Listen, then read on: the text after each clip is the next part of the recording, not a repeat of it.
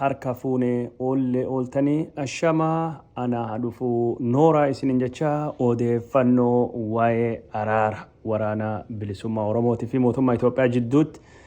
magaalaa guddittii Tanzaaniyaa Daar es Salaamitti gaggeeffamaa jirurraa waa tokko lama sadii isiniif qoldeema araarii hagammaan tana gaggeeffamaa jiru akkamittu deemaa jira ejjannoon gara mootummaa Itoophiyaa maal fakkaatti waraanii bilisummaa Oromoo maal jechaa jira wanni araarii kun akka hin dhalanne gufuu tahe yookaan ammoo rakkooleen gurguddoon danqaan jirtu maali jaaroleen araaraa maal yaadaa jirti waan jedhurraa gaggabaabsee isin biraan ga'uu deema ka jalqaba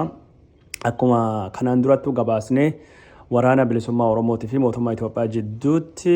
Noovembarii yookaan ammoo sadaasa torba bara 2023 irraa kaasee araarii gaggeeffamaa jira magaalaa guddittii Tanzaaniyaa Daar es Salaamitti. Daar es Salaam jechuun biyya nagayaa magaalaa nagayaa jechuudha. Daare jechuun laf jechuudha. Salaam jechuun nagaa jechuudha. Biyyi nagayaati. Akka afaan Oromootiin nageellee akka jennu jechuun biyyi nagayaa biyya araara yookaan afaan Amaariffaallee Hager Salaam yookaan ammoo afaan Ibraayistii Yahudatiin akka Yerushaaloom akka ta'uu jechuudha. Biyyi nagaa keessatti wanni nagaa wanni araaraa dubbatamaa jira kan eegi jenneen dubattu. Araari kun sadaasa torba bara 2023 jalqabee gareeleen achitti wal arganii ka jalqabaa torba mootummaa irraa nama torbattu akka tahu waraana bilisummaa irraa nama torba akka tahu haa tahuuti malee mariin marsaa duraa warra waraanatiin jalqabee mariin marsaa duraa sun guddoo duratti tarkaanfachuu hin dandeenye achiin dubattu gara marii siyaasattuu deemanii warri mootummaa ka siyaasaa ambaasaadar Radwaan Huseenitii fi Dr. Gediyoon Ximootiyoos achi deemanii marii siyaasattuu akka jalqaban jidduu galeessa marii akka dhimma siyaasaa tahuu dubbanne turre torbaan darbe keessa haa taatu malee mariin gara waraanatiin gaggeeffamilleen mariin gara siyaasatiin gaggeeffamilleen bu'aa buusuu qabdu hin buusne sila araarii kun akka yaadamettu torbaan kana waliigaltee taheen xumurama yookaan ammoo goolabama marsaan jalqaba sila waliigaltee yookaan ammoo wal hubannoon gargari bahuufi ture lafirra hirkifata waan taateef akka sanitti walii hin galle kanaafuu ammallee mariin itti fufee jira hagammaan tanaatiin wanni deemaa jirtu qaamii waraana bilisummaa Oromootii fi mootummaa Itoophiyaallee maaliif walii galuu dadhabanii ka jedhu yoo laallee qaamii lachuu marii fi yaadii isaan qabatanii dhufan akka malee gargari fagaata yaadii isaanii guddoo gargari fagaata walittu hin dhiyaatanii kanaafuu yaada kana walittu dhiyeessuun guddoo rakkisaadha qaamii kullachuu wanni isaan barbaadan wanni isaan mari'achuu dhufanii ajandaan isaanii hedduu gargari fagaata qaamii kullachuu ammoo yaada isaanii irraa dubatti deebi'uu hin barbaadanii kanaafuu waraanni bilisummaa Oromooleen akkuma marsaa duraa mootummaan Itoophiyaalleen akkuma marsaa duraa yaada akka malee gargari fagaatu yookaan ammoo yaada walittu hin dhiyaanne dhufanii yaada sun walittu fiduun akka malee akka rakkisaati tokkinne sun jechuudha. Lammaffaa mata dureen araaraa kunin akkasittuu dhiphatee lafin kaawwamne kanaafuu qaamii lachuu kan wal dubbataa ammallee yaada babal'aa yaada gargari faffaca'aa yaada walittu hin dhiyaanne qabatanii akka dhufanii kun ammoo warra marii fi achi dhufeef rakkisa guddoo akka taate qaamii wal mari'atu ka mootummaatiif waraana bilisummaa Oromoolleen irratti walii galuun akka rakkisa taate jaarolee araaraafillee akka rakkisettuu dubbatama. Wanni biraa tokkin ammoo ka mul'ate qaamii mootummaa Itoophiyaatii fi waraanni bilisummaa Oromoo lachuu isaanii araaraa fi dhufanii wal arganillee akka malee wal shakkiin hedduun jirti kanaafuu wal amanuu irrattu ammallee rakkoon guddoon akka malee waan jirtu fakkaata qaamii lachuu odoo araara dubbachaa jiranii odoo nagaa buusnaa jechaa jiranii odoo waraan dhaabnaa jechaa jiranii kallattii cufaanuu gar cufaan waraan walirratti labsuun mul'achaa jira argamaa jira yoo miidiyaa Itoophiyaa laaltan taate mootummaan Itoophiyaa waraana bilisummaa Oromoo daaraa goonee barbadeessinee damassasnee waraanni bilisummaa Oromoo ammaan tana hojjaa loluu hin qabu waraanni kun jechuun haamileen isaa gad bu'ee bittinnaahee jira daaraa goonee waan jedhan dhaaduu gossanii dhaadachaa oolanii waraanni bilisummaa Oromooleen gara biraatiin ammoo tarkaanfii fudhateen waraana mootummaa Itoophiyaa hojii ala goonee daaraa goonee lafa kanaan dura keessochaa hin turre kan akka Jimmaa, kan akka Bunnoo Beddelleettu faffaca'aa akkasittuu achitti dhufaa lolaa jirra. Kanaafuu maadheen waraana bilisummaa Oromoo dahoon isaa cuftee haga ammaan tana nagaa jirti. Bakka qabatee bakka biraalleettu babal'achaa jira. Waraana Itoophiyaa barbadeessanii mancaasanii jirra. Waraanii loluuf fedhii hin qabu. Nu ammoo kaayoo dhugaa waan qabnuuf injifachuun kennin oolu waan jedhu olola gossanii ittiin deemaa jiranii. Kun maalirraa dhalatee ka jedhu walama tokkin akkuma duratti dubbadhee warra araaraa fi dhufe kan lamaan jidduutti wal amanuun guddoo hin jirtu. Fedhiin araaraalleen qaama alaatii fi warra birattu dhiibee malee fedhiin araaraa warra kan lamaan bira guddoo akka mul'attee hin jirrettu jira. Lammaffaa ammoo wanni mul'atu waraanii bilisummaa Oromootii fi mootummaan Itoophiyaa lachuu araara jedhanii nagaa buusnaa jedhanii magaalaa guddii Tanzaaniyaa Daar es Salaam keessatti wal arganillee ammallee taanaan rakkoo siyaasaa addaddummaa qaban dirree waraanaatiin qawween furachuu barbaadan wal cabsanii wal mo'achuun wal injifachuu barbaadan malee waliin ta'anii nagaa buusuu fi akkasittuu fedhiin qaama lamaan irra guddoo mul'achaa hin jiru. Kanaafuu qaamni lachuu yoo sila danda'an sila hardhaa miti qaataa wal cabsanii wal balleessanii waggaa shanaan kana waraa walirratti labsanii wal dhayaa wal ijjeesaa jidduutti uummatii nagayaa hedduu miidhame qabeenyi guddaan bade siyaasaa Oromootiif Itoophiyaa irratti kasaaraan guddoon dhaqqabe sunillee irraan baranne ammaan ta'u wal cabsuu fi fedhii qabaachuun isaanii hin mul'ata. Garuu yoo wal cabsuullee hin dandeenye waraanallee odoo araarii gaggeeffamu waraana fiffiniinsuudha. Waraan babal'isuuni waraana kan keessattuu ammoo qaamni injifannoo argate marii gubbaatti harka dhageetti argachuu danda'a. Namni dirree waraana gubbaattu mo'ate marii irralleetti ni mo'ata. Namni dirree waraana irrattuu injifate marii irralleetti injifannoon galaa waan jedhanitti deemaa jiran. Kanaafuu yoo taate araaran yoo hin taane ammoo qawween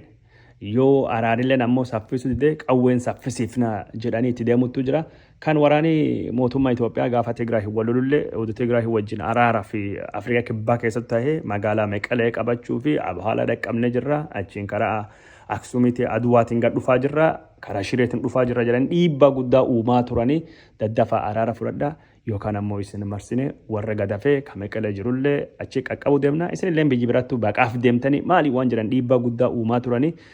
Warri Tigraay illee ammoo gaafa biraa araara jecha achi lola labsaa turanii. Istiraateejiin sun ammaan tan waraana bilisummaa Oromoo irratti waraana bilisummaa Oromoo illeen rukutaa dhawaa humnuu fi garsiifachuu fedha. Mootummaalleen humnuu fi garsiifachuu fedha. Kanaaf tarsiimoon kunin haala gos kanaatiin itti deemaa jira jechuudha. Qaamni lachuu araara buusuu fi nagaa buusuu fi akka malee fedhiin isaanii guddoo mul'achaa hin jiru. Yaadi warra guddoo gargarii fagaatee jira jechuudha. Haala kanattuu jira jechuudha. Kan eegi jedheen dubattuu maalirrattuu wal mari'atanii yookaan yaadirratti wal dhaban ka gargari faffaca'u yookaan guddoo gargari fagaatu kun maali jettanii yoo gaafachuu barbaadan ejjannoo mootummaa Itoophiyaa ka ammaan tana yaadinni gara marii araarattuu qabate dhufee fi ka kanaan dura inni qabate dhufelleen guddoo gargari hin fagaatanii yookaan ammoo wal fakkaatanii tokkumaa jechuu danda'ama. Mootummaan Itoophiyaa wanni inni jechaa jiru ammaan tanallee dhukaasa dhaabaa lola dhaabaa waraanii bilisummaa Oromoo qawwee hiikkatuuti. Achiin booda sirna demokraatawaa bilisa keessattuu hirmaachuu deemtanii filannoo keessattuu hirmaachuu deemtanii yoo barbaadan ammoo nama tokko lama isin keessa ka jiru keessa aangoo isinii kennuu dandeenya waan jedhu yaada gosuun dhiyeessan jechuudha mootummaan Itoophiyaa. Kanaafuu filannoo keessattuu hirmaadhaa dimokiraasawaa keessatti hirmaadhaa karaa nagayaatiin galmaawaa qabsaawaa ammaa fi waraanii keessan yoo qawwee hiikkate isin gargaarraa loltoonni keessan gariin raayyaa ittisa biyyaa yookaan poolisii waan fedhetu dabalamanii namni barachuu barbaadu yookaan hojii biraa barbaadu mootummaan ni gargaaraa maallaqa sanillee isinii kenna waan jedhu waanuma gosuuniti qawwee hiikkadhaa kaampittuu galaa yookaan ammoo nutti makamtanii waan jedhu waan gosuuniti yaadi isaan dhiyeessaa jiran. Sirni dimokiraasii biyya keessatti ni hojjeta. Sirna dimokiraasii biyya keessattuu hirmaadha waan jedhu yaadi guddaan achittuu dhiyaatee jira. Yaada kana alatti mootummaan qabatamaatti waan inni dhiyeesse hin jiru. Odeeffannoon ani argadhe marii gubbaattuu warri argame mootummaan faannoon wajjin lolaa. Mootummaan faannoon wajjin lola yeroo ammaan tana qabsoon Oromoo rakkoo guddaa keessa ni jira. Oromoo aangoo irraa buusuuf nu Oromoodhaan wajjin dhaabbadhaa faannoo lola nu wajjin ta'a shaabiyaa lola ka jedhamu mata duree araaraa gubbaattu akka yaadattu dhufuusaa hin dhageenye tarii mootummaan akkas yaaduu danda'a. Ammaan tan waraana bilisummaa Oromoo wajjin gamtaa uumni waraani bilisummaa Oromoo faannoo lola waraani bilisummaa Oromoo yookaan ammoo shaabiyaa lola waraani bilisummaa Oromoo siree Abiy Ahmedii tiksaa barcuma isaa eegaa waan jedham yaaduu ni mala malee wanni kunini ifattu marii gubbaattu dhiyaate marii gubbaattu hin kaane akka yaada ani dhagahe irraa kagarsiisu garuu mootummaan watakka waraani bilisummaa Oromoo qawwee hiikkachuu qaba qawwee hiikkatee qawwee laf keewwatee kaampis seenuu qaba achiin dudduubattu warri barbaachisu ta'e gara raayyaa ittisa biyyaatti warri garii gara poolisii yookaan waan birattu warri ammoo jiru nagaa deebi'uu barbaadu mootummaan ni gargaaraa waan jedhu kanaan dura jechuun haala gosa Tigraayitiin wal fakkaata wanni haala gosa Tigraayitiin wal fakkaatu keessa qawwee hiikkachuu meeshaa waraanaa kennuu kaampiitti deebi'uu harka keenyachuu lola dhaabuu ka jiru wal fakkaata garuu warri Tigraayii lafa qabatee akka bulchiinsuu fi akka dhaabbatan bakka bu'ummaa warra ka mootummaa federaalitii fi ka waan adda addaa akka mirkanaa'u sun irratti walii galamee ture qaamii gamtaa Afrikaatii fi qaamii bilallee waan kan akka gamaggamu akka to'atu irra walii galame gara waraana bilisummaa Oromootiin lafa waraana bilisummaa Oromoo qabatee bulchaa yookaan ammoo to'adhaa waan jedhullee mootummaa yaada gorsuni hin dhiyeessine wanni jira ka waraana bilisummaa Oromoo wajjin jira kana wanni waraani bilisummaa Oromoo Eertiraa waliin duula mootummaan ittiin jedhee faannoo waliin duula ka jedhu kun olola warra Tigraahii afaan Tigiriinyaa dubbatan ka warra Eertiraatii fi ka warra Amaaraa miidiyaa malee ani nama araarattuu dhiheenya qabu hedduu argee odeeffannoo irra fuudhee jira wanni gos kanaa akka hin jirrettu dhagahamaa jira gara waraana bilisummaa Oromootiin ammoo maaltu dhiyaatee yaada jedhullee haa dubbannuti gara waraana bilisummaa Oromoo irraa yaadi dhiyaatee tokko yaaduma kanaan dura qabanii yaada waraani bilisummaa Oromoo qawwee hiikkatu qawwee hiikkachuu wanni jedhamu tokkollee hin jiru namni dhaha beekee aggacha sodaatadha kanaan dura yeroo lama sadii ganamne jirra waan jedhu qabatanii qawwee hiikkachuu odoo hin taane bakka jirrutti dhukaasa dhaabuudha bakka jirrutti dhukaasa dhaabne mootummaan balseeginaa waraan uummatatti bobbaasee uummata dararaa miidhaa jiru kana duba deebisuu qaba kaampi seenuu qaba miti lafa nu to'annee jirru yookaan waraan uummata irratti bantan isaan akka jedhan waraan irra uummata irratti bantan nurra bantan jedhanii naannoo san waraan uummata irratti bantan dhaaba dubattuu deebi'a nulleen ammoo bakka jirurra durattuu hin deemnu yookaan ammoo haleella waraana haarawaa hin bannu bakka jirru haa qabannuti kanaaf yaada qawwee hiikkadha yaada kaampii seenaa jiru kana nurra dhaabaa ka jiru mootummaan ammoo na qofattu qawwee qabata ana qofattu biyya bulchaa akka seera biyya sunitti heera biyya sunitti kanaaf yaadi kan hin fudhadhu ka jirutti dhiyaate yaadi biraa dimokiraasii wanni jettan kun akkamiin amanna dimokiraasiin akkamiin aman maaltu aman wabii maaltu jira dimokiraasii keessan filannoon darba akkam ture maraara guddinaa maal keessa ture Daawud Ibsaa isin amanee biyyaa galee manidhaa kuno manidhaattu hidhamee jira manattu hidhamee jira Jawaar Mohammad biyyaa galee maal tahee san qofaa miti warri qawwee hiikkatee galee ka waraana bilisummaa Oromoo kanaan dura maal tahee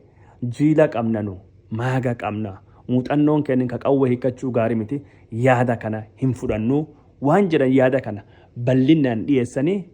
akkasittuu yaadi qawwee hiikkadhaa jedhu hin ta'uu ka jedhutti dubbatamaa ture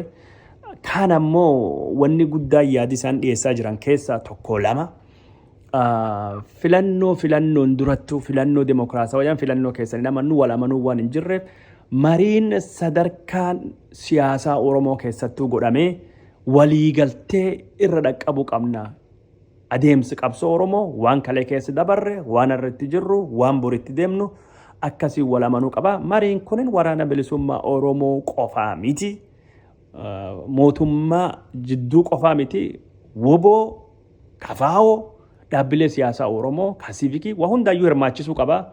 waan jedhu ka isaan dhiyeessanii suniin alatti haala jechuun mootummaa ce'umsaa biyyittii waliin bulchuu danda'anillee irratti mariin ka'ee jira garuu marii san gubbaatti bakka Shimallis Abdiisaa woboon naa kenna Oromiyaa nattu bulchaa ka jedhu kallattiin hin kaasne garuu bakka to'annee jirru to'achuu fi akkasumas bulchiinsa waloo haala ittiin dhaabne biyya tasgabbeessuu dandeen biltsiginnaan biyya bulche tasgabbeessuu hin dandeenye rakkoon kun cufti rakkoo keessan imaammata keessan irra dhufte ka jiru bal'inaan waraanni bilisummaa Oromoo jala sararee dubbate garuu bakka woboo naa kenna bakka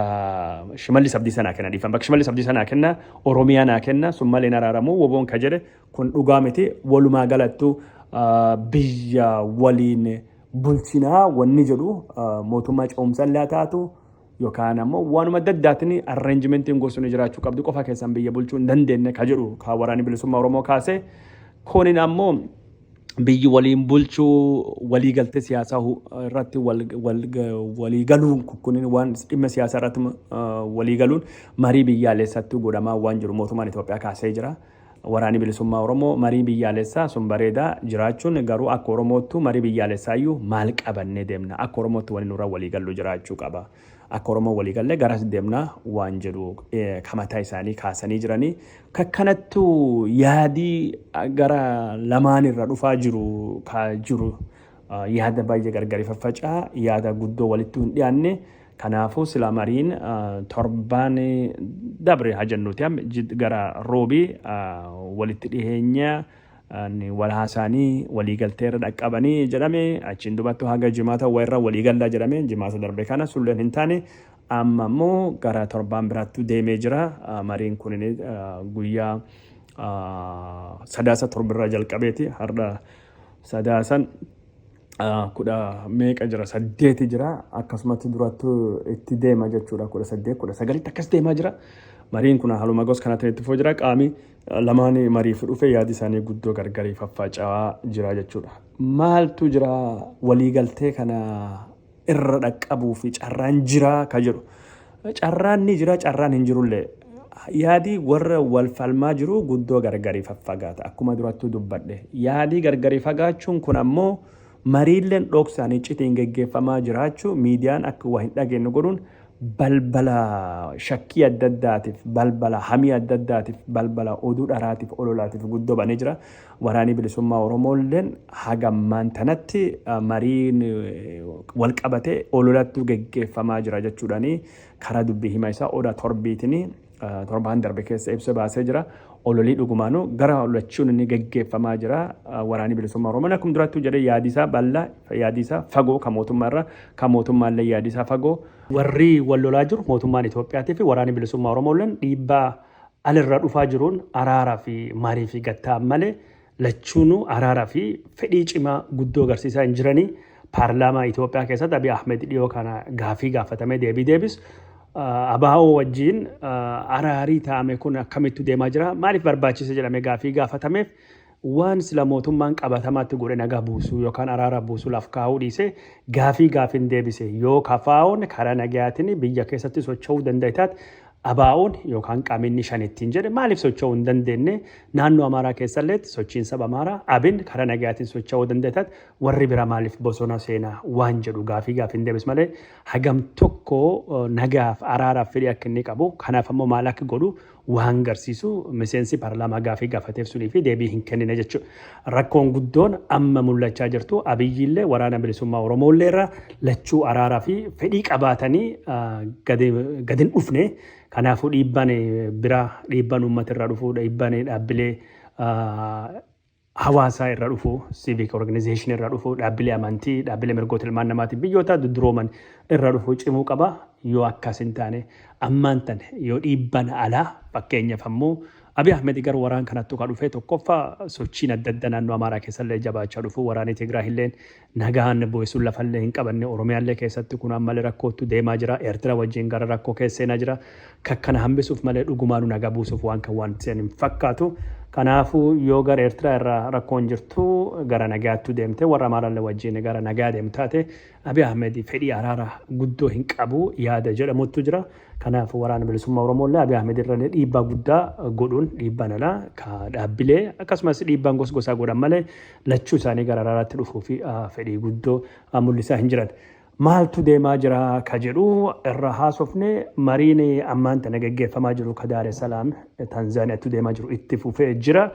Mootummaan Itoophiyaa warra marii fi deeme ka waraana garii isaanii gara biyyattuu deebisee jira jedhamee dubbatama. Irra hin gammanne waan jedhutti dubbatama garuu warra gara araara jiru sanirra qabatamaattu maaliif warri yaamamee yookaan ammoo galee ka jedhu deebiin argamne akka inni fakkaatu mootummaan warra kana ka deebiseef warri waraanaa kun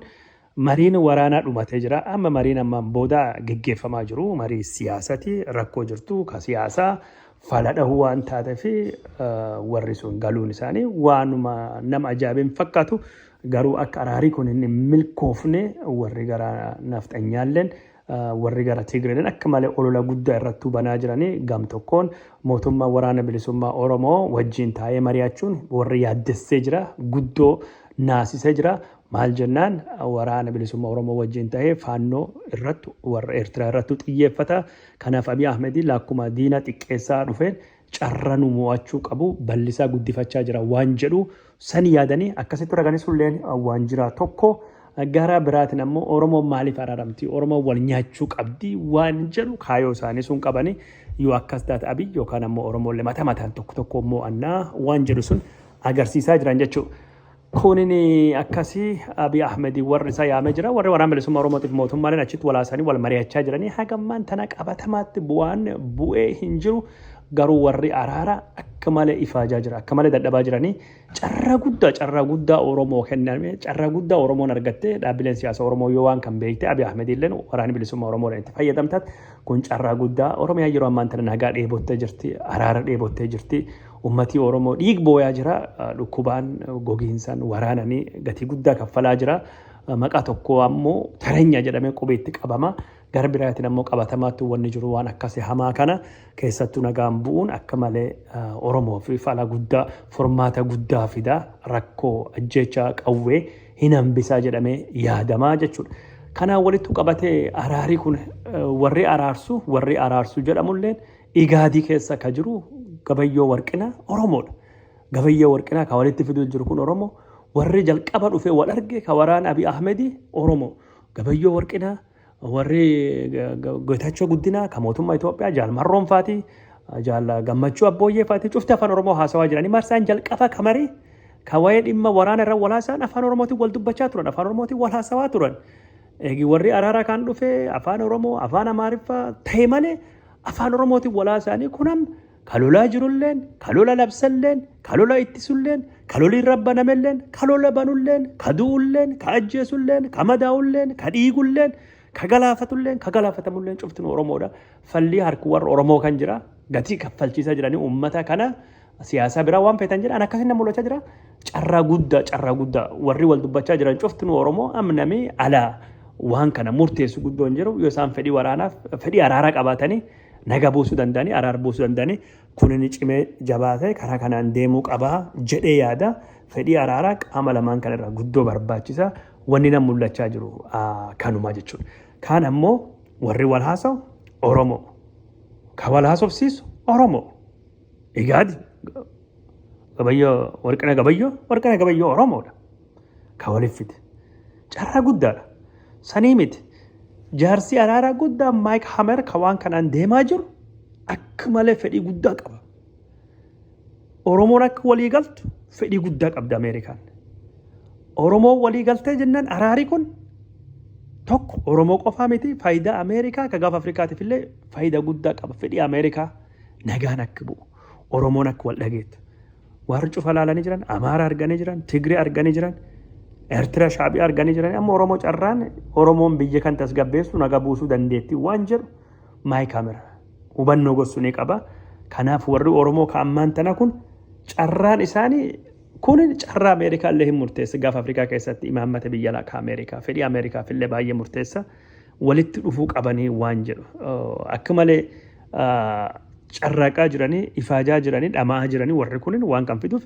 garuu warri Oromoo kun guddoo gargari fagaatanii kanaafu carraan kun ka Ameerikaallee carraan kun ka dippiloomaasii gaafa Afrikaa ka warra ka walii galallee carraa Oromoollee waan jedhuun dhiibbaa guddaa godhaa jiranii karaa kanaan jijjiiramee akka dhufu guddoo akka inni barbaadu kadhagaa Maayik Hamer hin dadhabu Maayik Hamer hin ifatu garuu warri keen baay'ee nama ifachiisa baay'ee nama dadhabsiisa dhiibbaan godhamuu qaba qaama lachuu irratti wanni an hubadhe haga ammaan tana Ameerikaan garsuun abdii qabdi. Marsaa kana waan ta'eerratti odoo walii galanii gargari baanii akka malee gammachiisa akka malee dansaa akka gaafa duraanii ka Zanzibar sun gargari bahuun hin taatu carraan kun darbuu hin qabu wanni jedhamu akkasi dubbatamaa jira gar biraatiin maayii kaamerafaatii xiqqoo gammachuu hin qabani tokki mootummaan ejjannoon isaa waraana bilisummaa Oromoo irraa guddoo fagaata kan waraana bilisummaa Oromoo illee kan mootummaa irraa guddoo fagaata qaamii lachuu mataa jabaata walitti dhufu hin barbaanne sunin Ameerikaan gammachiisne kan biraa immoo dhaabbileen adda addaa ka Oromoo dhaabbileen siivikii Oromoo dhiibbaa barbaachisaa godhaa hin jirani dhaabbileen siivikii Oromoo dirree siyaasaa irratti dirree marii gubbaallee ittiin hirmaanne taajjabduullee ta'anii argaman hin jirani dhiibbaa godhaa hin jirani kanaafuu gara miidiyaaleen dhiibbaan araaraatiif nagaaf godhamu akka malee xiqqaa nama Oromoo kabaratellee irraa gara nagaatti koottaa wanni jedhamee godhamu akka malee xiqqaa abbootii gadaa abbootii amantiillee irraa araaraa fi dhiibbaan guddaa godhamaa hin jiru kanaafuu dhiibbaa guddoo godhuu akka qaban dubbatamaa jiranii qaamii Oromoo ka siivikii waan kan gubbaatti akka hojjechuu qabu warri Ameerikaatii fi warri adda addaa kaachuu gubbaattuu argame yaada gos kana dhiyeessaa jiranii yaada akkasii kan cimsanii irratti hojjechuun guddoo barbaachisa kun hin jechuun ammumaan tanaayyuu ta'uu qaba daddafee akka inni ta'uu qabu karaa kanaan ta'utu jira dhaabbanni akka ollaa ka seenaa jimjimoo hooggantu ka dippiloomaasii advokeesii gubbaatti hojjetam akka dhaabbata mirga ilmaan namaatii fi akka dhaabbata Oromoo tokkotti akka dhaabbata dubartiin hoogganamu tokkotti teessoo argannee achi gubbaatti nu hirmaachisuu qabdan jedhanii xalayaa gara mootummaa Itoophiyaatii fi waraana bilisummaa Oromoo walitti arganii jiranii dhaabbileen siyaasaa hundinuyyuu yoo bakki nu kennuu qabdan jedhanii gaafachuullee hin baanne araarii kun baay'ee barbaachisaadha dhufuu dhalachuu qaba faayidaa Oromootiif jira waliigala wal dhagaa jiran dhiibbaa gos kana godhu akka inni qabutu barbaachisaa akka ta'etu dubbatamaa jira ammaa fi wanni guddaan tokkini mariin araaraa kun akka fala malee gargari hin galle akka gargari hin baane adoo akkame xiqqaatte dhukaasa dhaabuu irratti akka walii galan dhukaasa dhaabuu dubbii hammeessuu irratti hidhamtoota wal jijjiirrachuu irratti walii galanii oduu akkam taate Oromiyaa keessatti gargaarsi namummaa akka uummata dhaqqabu waan adda addaa irratti walii galuu danda'anii odoo walii galame kan irratti akka dhiibbaa godhamu jedhameeti sagantaan har'aaf isin dhiyeessine kan fakkaata waan nu daawwatanii hordoftanii fi hedduu isin galateeffannaa yooyyaa nagayaan nu ta'a.